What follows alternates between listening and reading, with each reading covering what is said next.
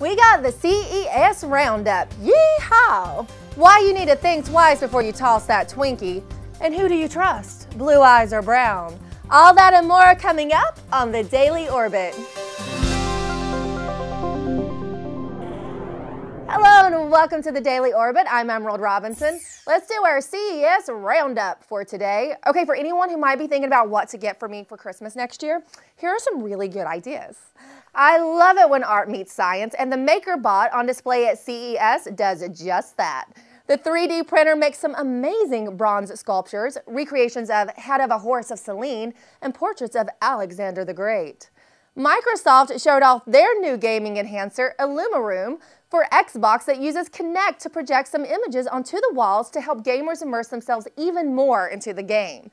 And this one I really need since I don't have a green thumb. The Parrot Flower Power is a wireless plant sensor that plugs into your garden to keep track of the soil and tells you what exactly you need to do next to keep it alive.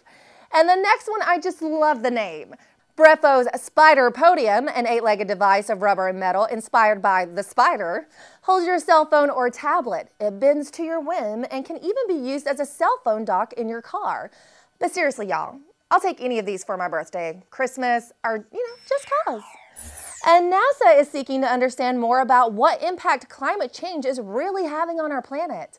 The agency has announced plans to send an unmanned, remotely controlled research vehicle into the upper atmosphere. The Global Hawk aircraft will study moisture and chemical composition in the upper regions of the troposphere, the lowest layer of Earth's atmosphere, and the point where water vapor, ozone, and other gases, which have a large impact on Earth's climate, enter the stratosphere. NASA says the goal of the mission is to collect data that can help improve global model predictions. And how often have we reported on the impending global food shortage problem?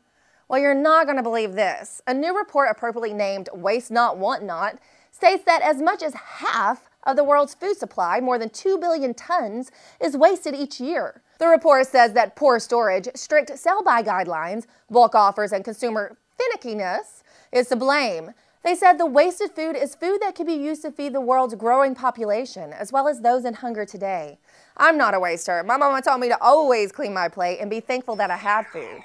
And I'm sorry to do this to you, but here's another depressing report, especially for Americans. A new report says that Americans live in poorer health and die at younger ages than people in other developed countries. And researchers say the gap is steadily growing. Researchers are blaming this trend on illness, guns, car accidents, and drug use. America ranked near the bottom in 9 key areas of health: low birth weight, injuries and homicides, teenage pregnancy and sexually transmitted infections, HIV and AIDS, drug-related deaths, obesity and diabetes, heart disease, respiratory illness, and general disability. The report states Americans are dying and suffering from illness and injury rates that are demonstrably unnecessary, and that they don't even really know about this. So, do you think you can trust me? Maybe you don't. According to a study, my blue eyes might make you question whether you trust me or not. The study attempted to answer the question, what makes us think a person's face looks trustworthy?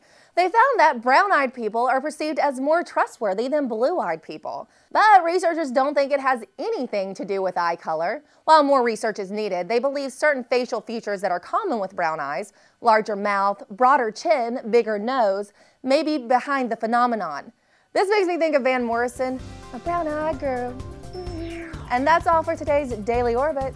Sha-la-la-la-la-la-la-la-la-la-la-tida, la-tida.